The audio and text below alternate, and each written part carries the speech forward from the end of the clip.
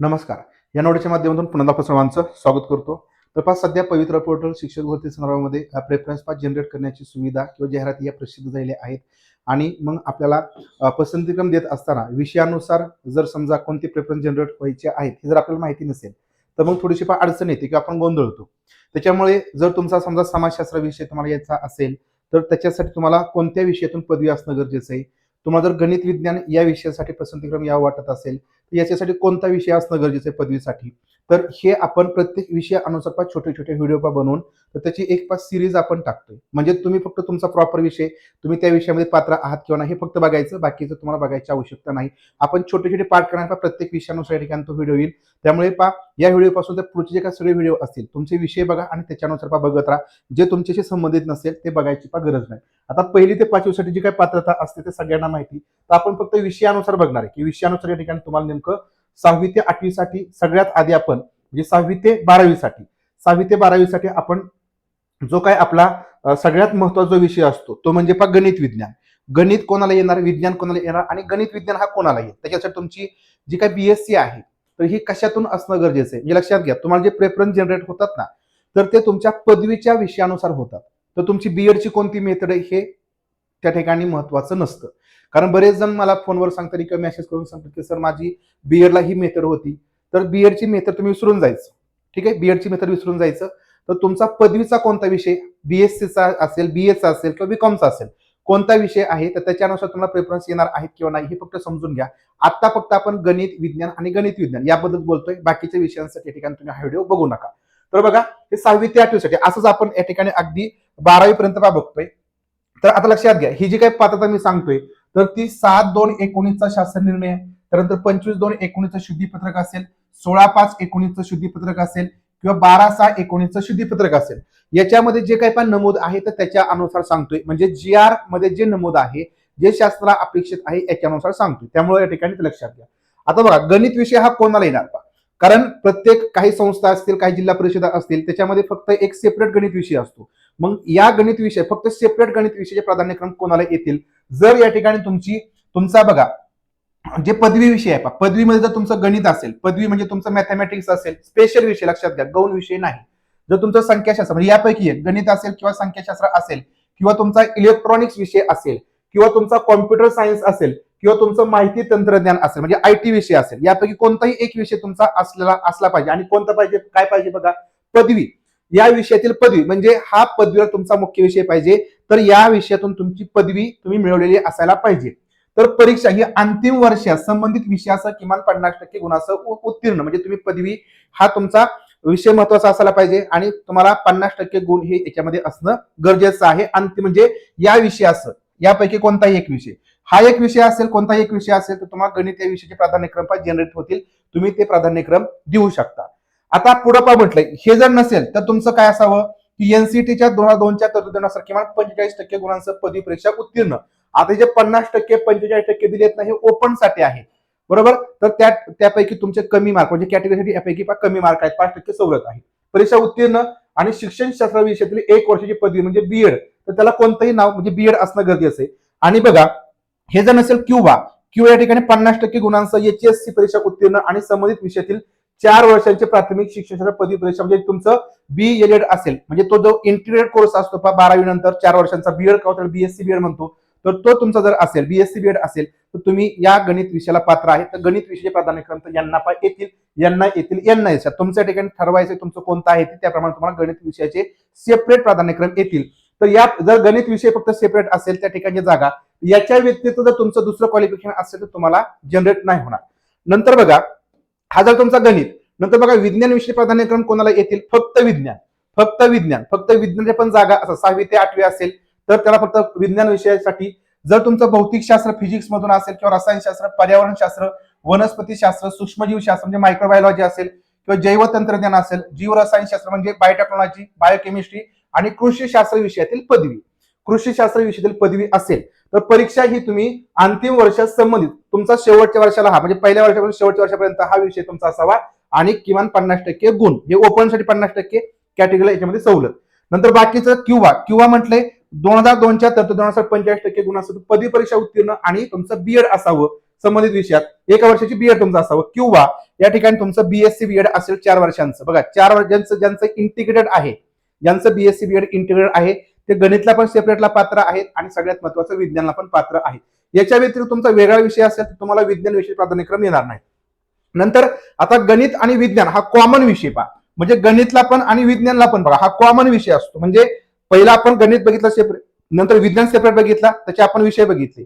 आता गणित विज्ञान हा एकत्र कॉमन विषय असतो. बऱ्याच संस्थेमध्ये, जिल्हा परिषदमध्ये, महानगरपालिकेमध्ये गणित आणि विज्ञान असा सेपरेट कॉमन विषय असतो. तर त्याच्यासाठी ज्यांचं गणित मधून पदवी आहे, संख्याशास्त्र, भौतिकशास्त्र, रसायनशास्त्र, वनस्पतीशास्त्र, प्राणीशास्त्र, जीव विज्ञान म्हणजे लाईफ सायन्स, पर्यावरण शास्त्र विषयातील पदवी किंवा सामान्य पदवी.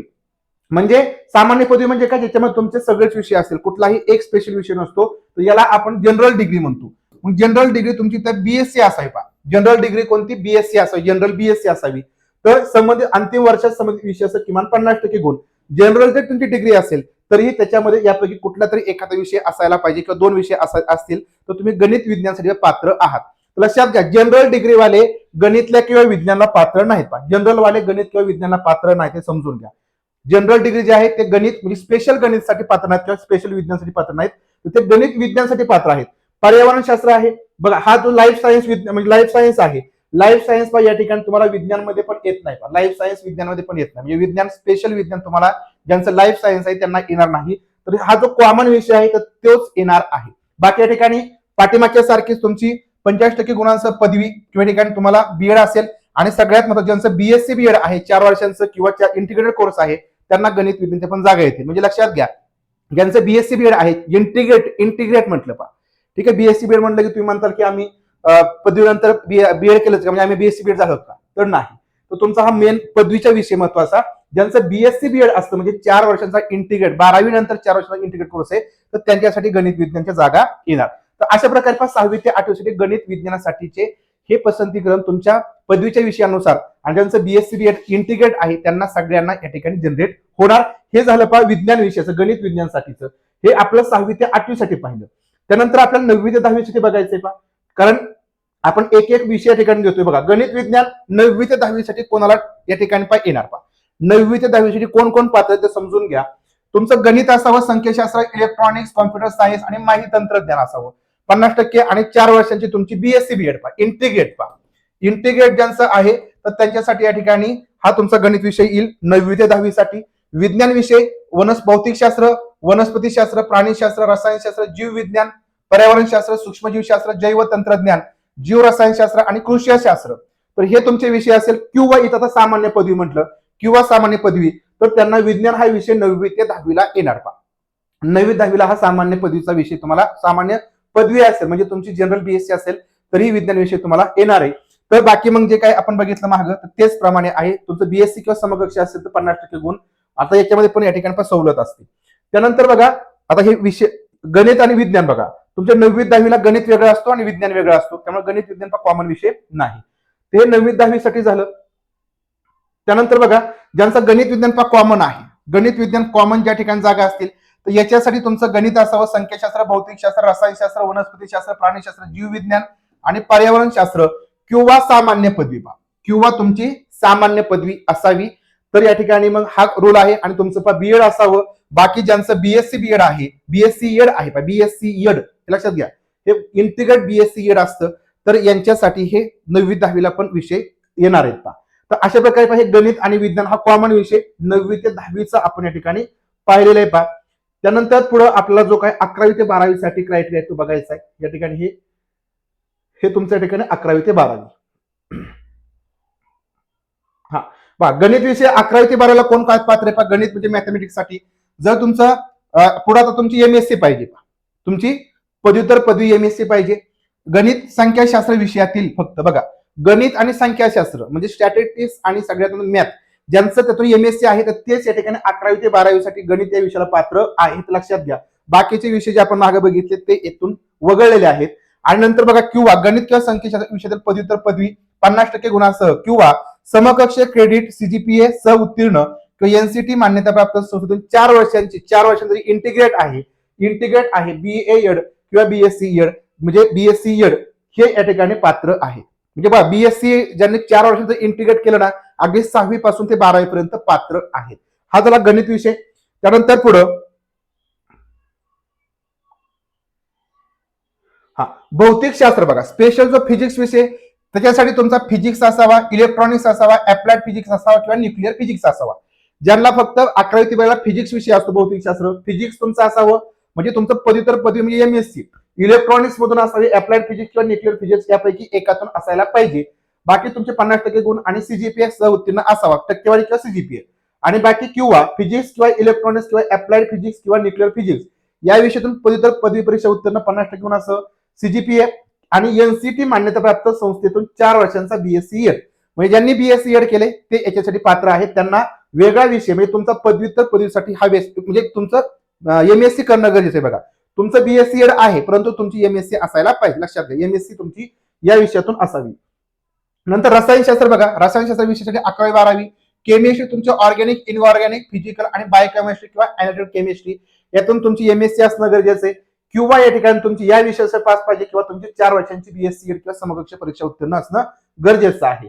हाच या ठिकाणी क्रायटेरिया. पुढे जीवरसायनशास्त्रासाठी बघा, botany, zoology, environment science, life science, bioscience, microbiology, molecular biology, plant sociology, biotechnology, agriculture आणि पेस्ट मॅनेजमेंट आणि जिनेटिक्स, पेस्ट मॅनेजमेंट, जिनेटिक्स. तर हे सगळेजण जीवशास्त्र या विषयाला पात्र, म्हणजे बायोलॉजी 11वी ते 12वी साठी पात्र आहेत. किंवा या विषयासह किंवा या ठिकाणी तुमची 4 वर्षांची बीएससी एड ही पदवी असावी. तर तुम्हाला म्हणजे तुम्ही जी काय पात्रता भरलेली असेल, म्हणजे तुमचे मेन विषय फक्त हे बघा हे आहेत का, मेन विषय मुख्य विषय असतील तर तुम्हाला जे प्राधान्यक्रम आलेत त्याच्यानुसार तुम्ही प्राधान्यक्रम पण लॉक करायचे आहेत. नंतर बाकी पशुविज्ञान आणि तंत्रज्ञान, त्याच्यासाठी बघा फॅटर्नरी सायन्स आहे, बायोटेक्नॉलॉजी आहे, झुऑलॉजी आणि पण लाईफ सायन्स आहे. आणि बाकी या ठिकाणी ह्या विषयासह तुमची बीएससी एड असावी किंवा म्हटलंय. ठीक आहे, म्हणजे सॉरी आणि म्हटलंय हा विषय तुमचा एमएससी ला आणि तुमचं बीएससी एड असावं.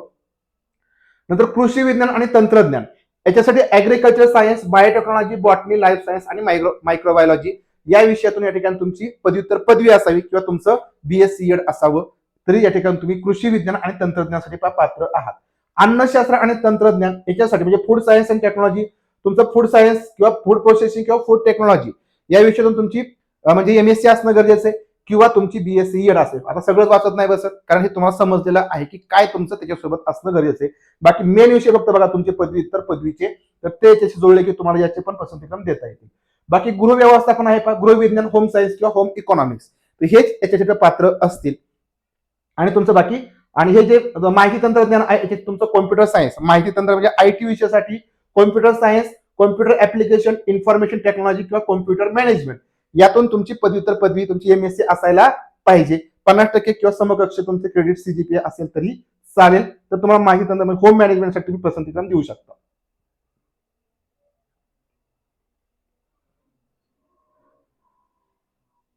ठीक आहे, बघा अशा प्रकारे या ठिकाणी तुम्हाला आपण जे सांगितलेलं आहे ते अगदी 6वी पासून 12वी पर्यंत, 6वी ते 12वी पर्यंत याच्यामध्ये तुमचे विज्ञान गटातील सगळे विषय असतील. नंतर गणित विषय असेल हा स्वतंत्र, आणि गणित आणि विज्ञान तर हा तुमचा कॉमन विषय. आणि बाकी मग जे सायन्स गटातील तुमचे फिजिक्स, केमिस्ट्री, बायोलॉजी असेल, होम सायन्स असेल, या सगळ्यांसाठी तुमचे पदव्युत्तर पदवीचे विषय कोणते स्पेशल म्हणजे मुख्य विषय कोणते असावे, त्यातून जर तुम्ही पदव्युत्तर पदवी केलेले असेल, तसे तुमचं बीएससी झाले असेल मुख्य विषय घेऊन, तर तुम्ही त्या पदासाठी त्या विषयासाठी पसंतीक्रम त्या इत्यादींची देऊ शकता. 6वी ते 8वी, 9वी, 10वी, 11वी ते 12वी आपण बघितलेलं आहे. तुमच्या मनातल्या शंका दूर झाल्या असतील तर कमेंट नक्की करा. तर व्यवस्थित तुम्हाला फक्त त्याच विषयाचे, कारण तुम्हाला मग सामाजिक शास्त्र विषयाची बघायची गरज नाही, त्यामुळे तुम्हाला प्रॉपर आपण त्याच्यानुसार बनवलेले आहे व्हिडिओ. तर व्हिडिओ तुमचं सगळं बघून जे आपण जीआर आहे, जीआर मधलीच माहिती या ठिकाणी आपण सांगितलेली आहे. आणि जर तुम्हाला काही शंका वाटत असेल तर आपलं रायझिंग टीचर ऍप्लिकेशन डाउनलोड करून घ्या. त्याच्यामध्ये मी याबद्दलचे जीआर टाकलेले आहेत. तुम्ही स्वतः वैयक्तिक जीआर बघा की आपण आपल्या विषयाला कोणते विषय आठवल्यानंतर पात्र होतो. हे सगळे जे जीआर आहेत पहा, वर नमूद केले जीआर आहे ते सगळे जीआर तुम्हाला त्याच्यामध्ये पाहायला मिळतील. 12/6/19, 16/5/19, 25/2/19 आणि 7/2/19 रायझिंग टीचर ऍप्लिकेशन डाउनलोड करून घ्या. त्याच्यामध्ये तुम्हाला सगळे जीआर आहे ते जीआर अभ्यासा, तुमचीही खात्री करून घ्या की मी जे सांगितलेलं आहे ते बरोबर आहे किंवा नाही. ठीक आहे, थांबू आपण इथं. पुढचा विषय जर तुमचा याच्या व्यतिरिक्त असेल तर पुढच्या व्हिडिओची वाट बघा. तोपर्यंत आपण थांबूया. धन्यवाद.